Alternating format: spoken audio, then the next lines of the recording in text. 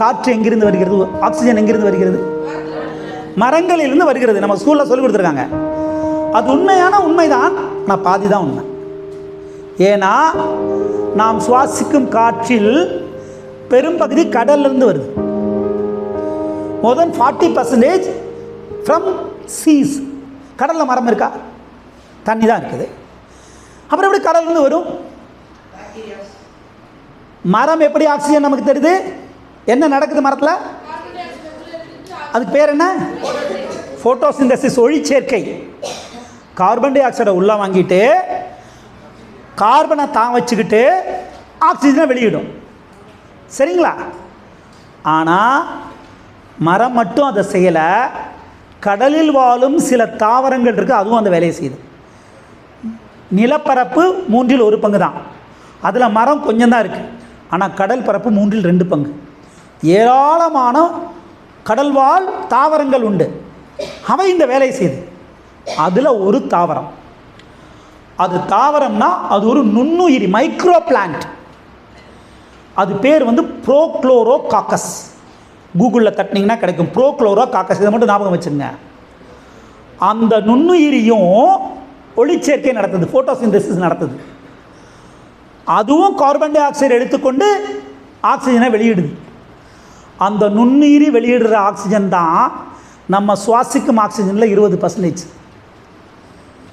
நம்ம உட்கொள்கிற ஆக்சிஜனில் 20% ஒரு நுண்ணுயிரி தான் தருதுன்னா, நுண்ணுயிர்கள் இல்லைன்னா நம்ம வாழ்க்கை சாத்தியமா? பறவைகளுக்கு வருவோம், பூச்சிகளுக்கு வருவோம். பூச்சினா முகம் சுளிப்போம். ஒரே ஒரு பூச்சி மட்டும் நமக்கு பிடிக்கும். என்ன பூச்சி? வண்ணத்து பூச்சி. பிடிக்கலன்னு யாராவது சொல்லுவீங்களா? Who don't like butterfly? யாரும் சொல்லணும். எத்தனை பேருக்கு கம்பளி பூச்சி பிடிக்கும்? ஒருத்தருக்கு பிடிக்குன்றாரு, மற்றவங்க அவர் ஏன் பிடிக்கும்னு சொல்கிறார் தெரியுமா உங்களுக்கு? நமக்கு ஏன் வண்ணத்து பூச்சிகள் ஏன் பிடிக்குன்னு சொல்லுங்கள்.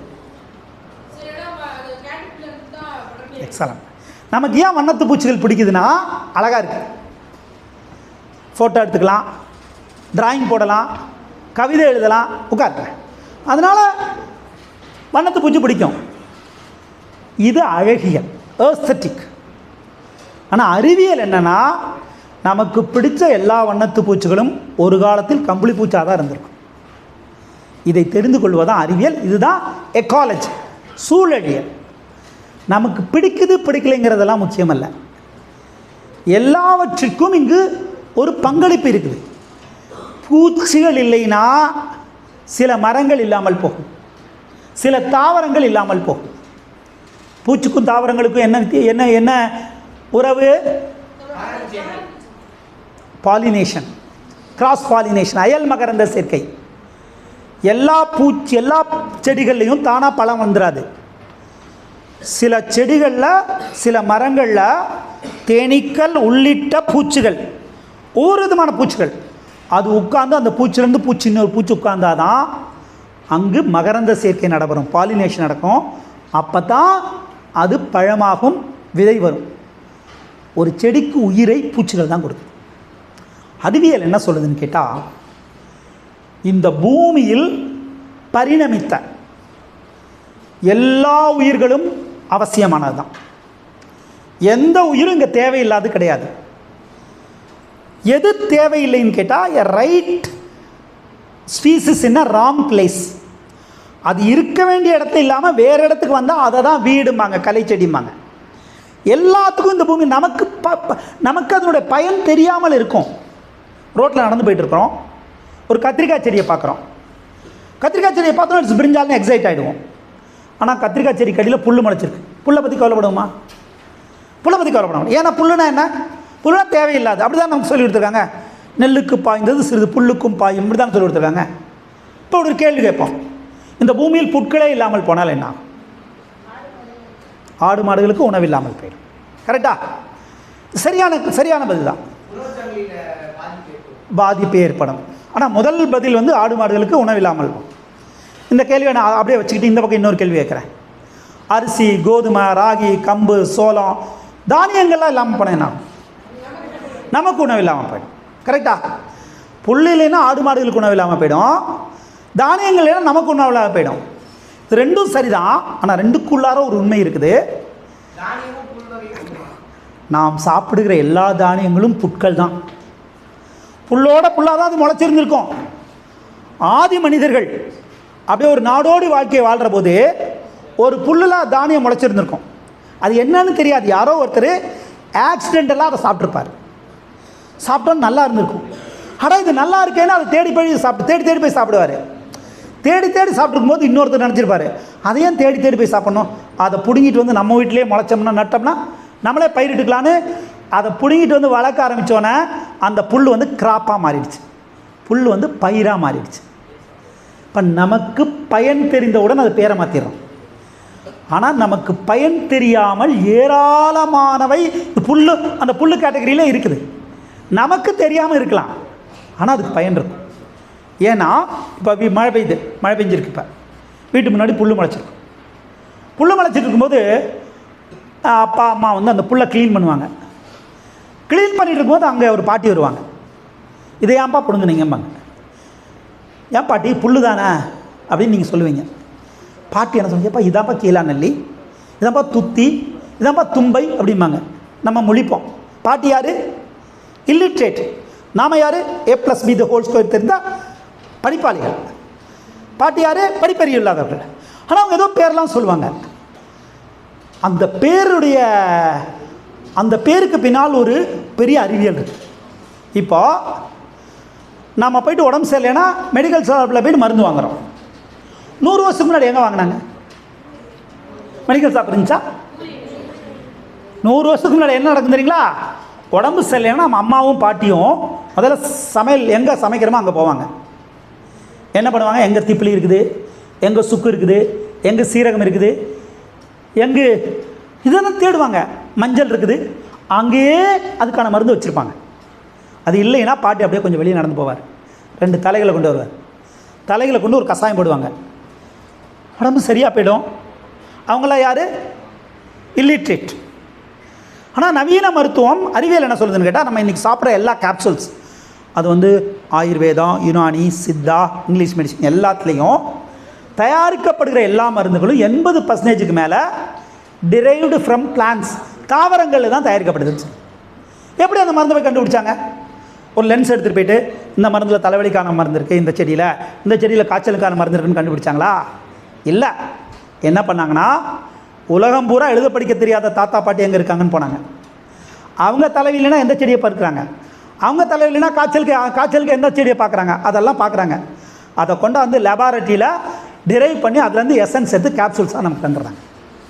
நவீன அறிவியலின் தாய் வந்து நம்ம எழுத படிக்க தெரியாத தாத்தா பாட்டிகள் தான். உலகம் பூரா இருக்க பழங்குடிகள் தான், ஆதிக்குடிகள் தான். இன்றைக்கி இப்போது இதில் என்ன, அவங்க நமக்கு வெறும் புல்லாக தெரிந்தது, தாத்தா பாட்டிக்கு வேறு பேராக தெரியுதுல்ல. அப்போ நமக்கு தெரியலைன்றதுக்காக எதையும் பயன் இல்லைன்னு சொல்லக்கூடாது. அந்த கத்திரிக்காய் செடிக்கு அடியில் முளைச்சிருக்கிற புல்லிலிருந்து நாளைக்கு கோவிடுக்கான மருந்து கண்டுபிடிக்கப்படலாம். கண்டுபிடிக்கப்பட்டால் ஹெர்பல் பிளான்னு சொல்லிடுவோம். இந்த உலகத்தில் பரிணாமத்தை எந்த உயிரும் தேவையற்றதில்லை. இதான் அறிவியல் சொல்லுங்கள். அதில் சொல்லுங்கள் எல்லாம் உட்காருங்க. கொசு, ஈ, கரப்பாம்பூச்சி, இதெல்லாம் நீங்கள் வந்து இந்தியாவில் சட்டம் இருக்குது, வைல்ட் லைஃப் ப்ரொடெக்ஷன் ஆக்ட். எந்த உயிரெல்லாம் காப்பாற்றணும் ஆக்ட், அதாவது ஷெட்யூல் 1, 2, இதெல்லாம் அந்த ஆக்ட்லேயே இல்லை. இதெல்லாம் என்ன சொல்கிறாங்கன்னா வெர்மின்னு சொல்கிறாங்க. சில உயிர்கள் மட்டும் வெர்மின் பட்டியலில் வரும். அது என்னென்னா, நாம் இல்லாட்டியும் அது கட்டுப்படுத்தாமல் பெருகிடும். அப்படி இயற்கையில் கொசுவினுடைய ரோல் வேறு. ஆனால் நான் இந்த கோயம்புத்தூரில் எனக்கு தெரிஞ்சு 50 வருஷத்துக்கு முன்னாடி இங்கே காந்திபுரத்தில் ஒரு தாத்தா இருந்தார். அவர் சொல்லுவார், 50 வருஷத்துக்கு முன்னாடி எங்கள் ஊரில் நான் வந்து கைத்துக்கட்டில் போட்டு வெளியில் தான் தூங்குவேன், நிம்மதியாக தூங்கியிருக்கிறேன் அப்படின்னு அவர் சொல்லுவார். இன்றைக்கி எங்களால் 6 மணிக்கு பேர வெளியில் நிற்க முடியாது, கொசு வந்து பிடுங்கிடுது. அப்போ கொசு என்ன 20ஆம் நூற்றாண்டில் தான் இந்த பூமிக்கு வந்துச்சா? அன்றைக்கும் கொசு இருந்துச்சு. ஆனால் கொசுவை கட்டுப்படுத்தக்கூடிய ஒரு உயிர் சூழல் இருந்தது. கொசு வந்து தண்ணியில் தான் முட்டை போடும். தண்ணியில் முட்டை போட்டீங்கன்னா அந்த தண்ணியில் இருக்கக்கூடிய தலைப்பிரட்டைனா என்ன? தவளைக்குட்டி, அது சாப்பிட்ரும். கொசுவை தும்பிகள், என்னது டிராகன் ஃப்ளை, அது சாப்பிட்ரும். அதெல்லாம் இருக்கிற ஒரு உயிர் சூழல் இருந்துச்சு, கட்டுப்பாட்டுக்குள்ளே இருந்துச்சு. என்ன அறிவியல் சொல்லுதுன்னா, எந்த உயிர் அழிந்து போனாலும் ஆபத்து, அதிகமானாலும் ஆபத்து. அழிந்து போவதும் அதிகமாவதும் 90% மனித செயல்பாடுகளால் தான் நடைபெறுகிறது. இப்போ நம்ம தான் குற்றவாளிகள். எதுவும் அதிகமாக, இது அதிகமாக ஆயிடுச்சு நீ, கொசு ஆகக்கூடாது, இப்படி தான் பார்க்குறோம். இதில் தான் எல்லா உயிரும் முக்கியமானது. சில உயிர்களை மட்டும் அறிவியல் என்ன சொல்லுதுன்னு கேட்டால் கீஸ்டோன் ஸ்பீசிஸ்ன்னு சொல்லுது, ஆதார உயிர். இந்த கீஸ்டோன்னா என்னன்னு கேட்டால், இந்த வார்த்தை எங்கேருந்து வருதுன்னு கேட்டால், பழைய காலத்து கட்டிடங்கள் எதாவது பார்த்திங்கன்னா நமக்கெல்லாம் சதுர வடிவில், செவ்வக வடிவில் இருக்கும் கதவெல்லாம். அவங்க ஒரு ஆர்ச் வடிவில் பண்ணுவாங்க. அப்படி கட்டிடம் இன்றைக்கி சிமெண்ட்டில் கட்டிடலாம், ஆனால் அன்னைக்கு எளிதாக கட்ட முடியாது. அதுக்கு ஒரு நுட்பம் வேணும். லாவகமாக கல் அடிக்கிட்டு போயிட்டு, 2 பக்கம் கல் அடிக்கிட்டு போய் நடுவில் ஒரு கல் வைப்பாங்க. அந்த கல் தான் அந்த ஸ்ட்ரக்சரை தாங்கி நிற்கும். அந்த நடுவில் இருக்க கல்லுக்கு பேர் கீஸ்டோன். அந்த கல்லை எடுத்துட்டோம்னா அந்த கட்டிடம் அப்படியே செறிஞ்சிடும். ஒரு உயிர் சூழலில் ஒரு உயிர் இல்லாமல் போனால் அந்த உயிர் சூழல் பாதிக்கப்படும்னா அதுக்கு பேர் கீஸ்டோன் ஸ்பீசிஸ், ஆதார உயிர். எல்லா உயிரும் ஆதார உயிர் கிடையாது, சில உயிர் தான் கீஸ்டோன் ஸ்பீசிஸ். ஆலமரம், அத்தி மரம், அரச மரத்தை எல்லாம் கீஸ்டோன் ஸ்பீசிஸ்ன்னு சொல்லுவாங்க. நம்ம ஊரில் ஒரு ஆலமரம் இருக்குன்னு வச்சுக்கோங்க. ஊரில் சாயங்காலம் 6 மணி ஆனால் என்ன கேட்குங்க? பறவைகளுடைய பெரிய சத்தம் கேட்கும். ஆயிரக்கணக்கான பறவை ஆலமரத்தில் உட்காரும். ஏராளமான பூச்சிகள் அங்கே இருக்கும். காடுகளில் ஆலமரம் இருந்துச்சுன்னா அந்த ஆலம் பழம் சாப்பிட மான் வரும், சில நேரத்தில் யானை வரும். அப்போ ஆலமரம் ஒரு கீஸ்டோன் ஸ்பீசிஸ். அந்த ஆலமரத்துக்கு உயிர் கொடுக்கறது யார் தெரியுங்களா? ஒரு சின்ன குழவி, ஃபிக் வாஸ்ப்னு அதுக்கு பேர், ஆலம் குழவி. அந்த குழவி ரொம்ப சின்னதாக இருக்கும். அது என்ன பண்ணும்னா, ஆலம் பழத்தில் பூவில் தேன் எடுக்க வரும். அது தேன் எடுக்கிறதுக்கு தான் வருது. ஒவ்வொரு பூலையும் உட்காந்து தேன் எடுத்துகிட்டு போவோம். அந்த குழவி தேன் எடுத்தாதான் ஆலம் பூவில் மகரந்த சேர்க்கை நடைபெறும். அப்போ தான் ஆலம் பூ காயாக மாறும், கனியாக மாறும், இன்னொரு விதை வரும், இன்னொரு ஆலமரம் கிடைக்கும். அந்த பூச்சு வரலைன்னா, அந்த குழவி வரலைன்னா ஆலமரத்தில் இனவிருத்தி ஆகாது. இவ்வளோ பெரிய ஆலமரத்திற்கு சின்னூண்டு பூச்சி உதவுது இல்லைங்களா? இதுதான் உயிர் சூழல். ஒன்றுக்கும் பங்களிப்பு இருக்கிறது. இந்த பங்களிப்பு என்னன்னு நமக்கு தெரியாமல் இருக்கலாம். நமக்கு மனிதர்கள் கண்டுபிடிச்சதெல்லாம் ரொம்ப குறைவு. ஆனால் இயற்கை ஒரு பின்னி பிணைந்த உறவை வைத்திருக்கிறது. பறவை இல்லைன்னா என்ன ஆகும் அப்படின்னு கேள்வி கேட்டோம்னா அதுக்கு 1 மணி நேரம் பதில் சொல்லலாம். இதே கதை தான். பறவை இல்லைன்னா காட்டில் சில மரங்கள் முளைக்காது. ஏன் முளைக்காதுன்னா, ஒரு மரம் இருந்து இன்னொரு மரம் முளைக்கணும்னா கீழே அதனுடைய பழம் விதை விதை விழுந்தால் தான் முளைக்கும். ஆனால் சில தாவரங்களுடைய விதைகள் ஹாட் சீட்ஸ் தானாக முளைக்காது. அதுக்கு வேறு காரணங்கள் இருக்கும். சில பறவைகள் சாப்பிட்டு எச்சமிட்டால் தான் சில தாவரங்கள் முளைக்கும். இதுக்கு ஒரு பெரிய உதாரணம் உலகம் எப்போ அறிஞ்சதுன்னு கேட்டால் ஒரு 50-60 வருஷம் முன்னாடி அறிஞ்சது. மொரீசியஸ்னு ஒரு தீவு இருக்குது, ஆப்பிரிக்கா பக்கத்தில் இருக்குது. அந்த தீவுக்கு இப்போ போனாலும் ஒரு பறவை படத்தை வச்சுருப்பாங்க. அந்த ஊரில் 60 வருஷத்துக்கு முன்னாடி சில அறிவியலாளர்கள் ஒரு கணக்கெடுப்பு நடத்தினாங்க. என்ன கணக்கெடுப்புனா, அங்கே என்னெல்லாம் மரம் இருக்குன்னு ஒரு கணக்கெடுப்பு நடத்தினாங்க. டேட்டாவெல்லாம் கொண்டு என்னென்ன மரம் இருக்குது அப்படின்னு லிஸ்ட்டு போடும்போது தான் அவங்களுக்கு ஒரு அதிர்ச்சி தகவல். ஒரு குறிப்பிட்ட வகையான மரம் மட்டும் ஒரு காலத்தில் 100 கணக்கில் இருந்த மரம் 20க்கு கீழே இருக்குது. கல்வேரியான்னு அந்த மரத்துக்கு பேர். இவங்களுக்கு ஆச்சரியம். 100 கணக்கில் இருந்தது 20 கீழே வந்துருச்சுன்னா தப்பாக கணக்கு எடுத்துருமோ அப்படின்னு சொல்லிட்டு they went for a ரீசர்வே. அப்போ தான் அவங்களுக்கு இன்னொரு உண்மை புரிஞ்சது. எண்ணிக்கை மட்டும் குறைஞ்சு போகலை,